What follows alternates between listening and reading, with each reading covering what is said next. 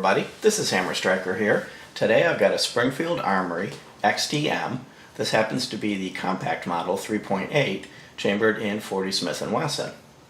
This is the high end of the Springfield Armory's XD line. Brings in some additional features and what they consider their match features. So let me go ahead and give you a look at the gun and show you a few of its features. The first thing we'll do is start out by showing that the gun is unloaded. Some of the features of this gun are a number of different safeties, all of which are inobtrusive and don't get in your way in operating it. It does have this grip safety, which tends to be a contentious feature on a lot of guns. It's similar to the 1911s. What you'll find though is when you get a proper firing grip on the gun, it automatically deactivates itself and really does not interfere with shooting. It's very light, it goes flush with the grip so it doesn't bite into your hand, and once you pick the gun up properly it is ready to go. A few of the other features it has is replaceable back straps, so you can adjust it to fit your grip. It does have a very aggressive texture, but it's not a painful texture. These little squares do give you a very good grip on the gun along with the checkering on the front, but at no point do they braid your hand or feel like they're going to bother you. On the slide, they have very nice slide serrations at the front and rear, so it's very easy to do a press check if you want, or to cycle the gun and get a good grip on it. It does feature a Picatinny Rail, which you'll see is currently inhabited by this Viridian C5 laser light combo. You can operate that just with the touch of a button and you get your laser. And then by squeezing the buttons in various combinations you can set the laser to a flashing or to just a light or a combo. The sights on this, we did replace the sights with these TFO night sights, and these are daylight, they're fiber optic, and at night they're tritium, so they're really the best of both worlds. And you can see how brightly they glow. They're a 3-dot format. But just for a moment I'll pull out this other XDM that I have here to show you what the factory sights look like, which are a very easy to see, very clear 3-dot formation. So even the factory sights, if you don't choose to change the sights, are actually very easy to see, very easy to pick up. The sights themselves, the rear sight is drift adjustable as well as the front sight. Both sights are replaceable. The sights are a little difficult to remove from these, so you definitely need a sight pusher or a vise or some proper tool to do this. It's a little bit difficult to get the factory sights out on these, and that's kind of a known thing across the XDMs. Other safeties that you may want to consider is it is a drop-safe weapon, and you'll see that when we take it apart. And it does have the split trigger as part of the drop safety mechanism. And similar to a Glock and many of the other striker-fired guns you're used to, all the safeties deactivate themselves as you pull the trigger and prepare to fire the weapon. The magazine release is very easy to get a hold of. It's right here on the side. This is the factory magazine. You'll see they're very nice stainless steel magazines. The capacity on the flush magazine is 11 rounds. And the flush magazine does fit nice and flush to the grip. Doesn't get in your way at all. Now this is the compact, which of course gives you a shorter grip, and 3.8 refers to the barrel length. This particular configuration is 6.78 inches long from the back to the front, 4 3/4 inches tall, and 1 1/8 inches thick at the grip. Now you see the slide does taper, and even at the front, there's beveling at the front. This is designed to be a carry gun, inside the waistband, something like that. So they've got some features on it to make it a little bit easier to holster it, reholster it, and work with the gun. The controls are minimal and easy to get a hold of. For example, the slide release is very easy to get with your thumb. And this takedown lever is very easy to operate, and I'll show you how that works when we get into the process of taking it down. Now, a few of the options that you can also get with this, you can get an extended magazine that has this thing they call the extension. And what this does is it comes in the sizes that match the back strap, so that you can very easily fit this to the grip. And it's one of the few guns on the market where the extended magazine does truly give you a full hand grip, and it's contoured to match the back strap contour and the front strap based on which one of these extensions you put on it. You can just slide this off, you can operate it without it, but if you operate it with it, what this does is gives you the luxury of buying the compact for the purpose of concealed carry, slapping in the extended magazine, taking it to the range, and enjoying that full-size grip, and then going right back to the carry. Some of the other things is it's well contoured, along with the finger grooves in the sides of the frame to give you a nice comfortable grip on it. Overall, the ergonomics on this are exceptional. It does have a hammer forged barrel. It does have conventional rifling, unlike the Glocks and a few of the others, so that you can shoot gas bullets in it if you want without having to worry about it. So let me go ahead and show you how to take this down and some of the features internal to it. You start by locking it back, and of course by virtue of that you're also easy to check that it's unloaded. Then you flip this lever up and slide the slide off, and you'll notice I didn't pull the trigger. When you pull this lever up, it retracts the sear and disengages the trigger mechanism, so that's all you need to do to take it apart is flip the lever up and slide the slide off. Internal to it, you have some very robust front rails, and these are steel, which are integral to the locking block, and they're extremely robust and heavy rails. The rails at the back are polymer, but because you've got these robust front rails doing all the work, the back rails are really just acting as guides.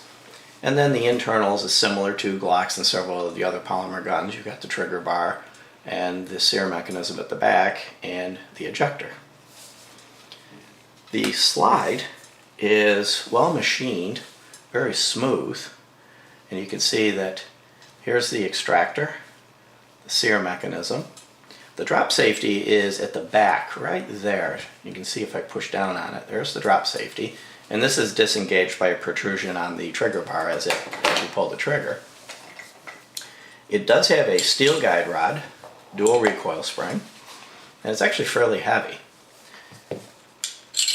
And then you have a very well constructed barrel, similar in construction to many of the other striker barrels. This does have a few extra features. Number one, this is a .40 caliber. It does have a fully supported feed ramp, and you'll see that the feed ramp is highly polished. It came this way from the factory. We didn't do this.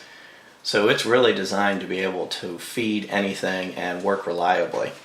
This also is considered a match grade barrel by Springfield, and that's one of the characteristics of the M series, for the XDM.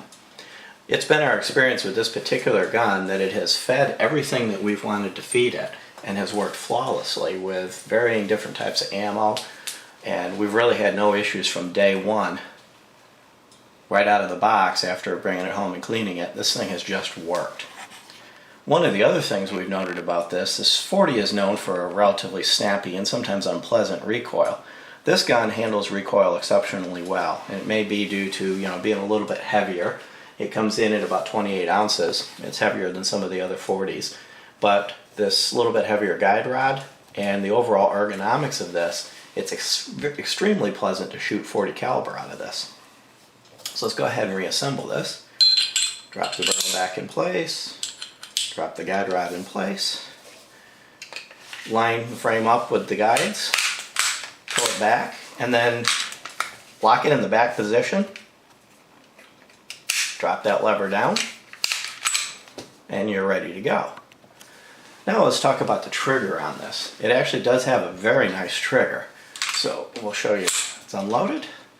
We'll start with picking up the little split trigger. There's your take up, minimal take up, and then a short, light, crisp break. There's the reset, which is probably about 3/4 of the way out. I'll show you the reset again and I'll come off the reset. It does have a nice click and a tactile reset, a little bit of take up after the reset, and then that crisp break again. Despite the fact that this doesn't have an exceptionally short reset, we found this very easy to keep on target on the range, partially because it handles recoil so well. So even though it doesn't have the shortest reset of all of them, it's actually very easy to shoot well, to get quick follow-up shots. And some of the other things, you'll notice it does have an undercut here. So it makes it easy to get your hand nice and high up on it, right up in there. So you've got a nice solid grip on the gun, easy access and comfortable access to the trigger. Overall, the ergonomics on this are very, very well thought out and well designed. Some of the others that you might be looking at in this territory might be something like a Glock 23. Now, I don't happen to have a Glock 23. This is a Glock 19. But architecturally and dimensionally, they're identical. The Glock 23, Glock 19 share all the same dimensions. So for the purpose of this comparison, this will work quite well. So as you see, when you stand these up side by side, they're almost identical in size. Even the height of the trigger guards. You'll find the trigger guard is a little bit higher if I put the Glock in front.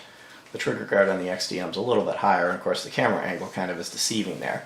It's really only about, maybe 1/8 of an inch. From a length perspective, they're real close to each other, and when you look at grip height, the Glock's actually a little bit taller with the flush magazine installed. Now, one of the places the Glock does have any advantage is that the unloaded Glock is only 23.65 ounces, so the Glock's a little bit lighter. And the Glock does have a 13.1 capacity with its flush magazine. So some of this extra height you're getting with the Glock is giving you a little bit more capacity.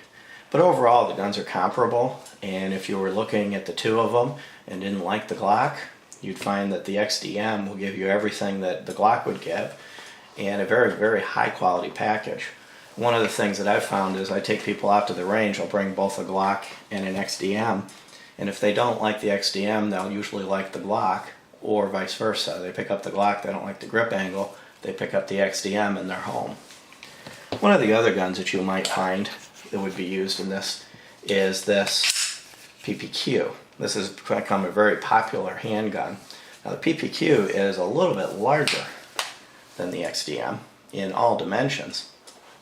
And this PPQ happens to be a 40 as well that we've recently picked up. Look for our upcoming video on this PPQ 40.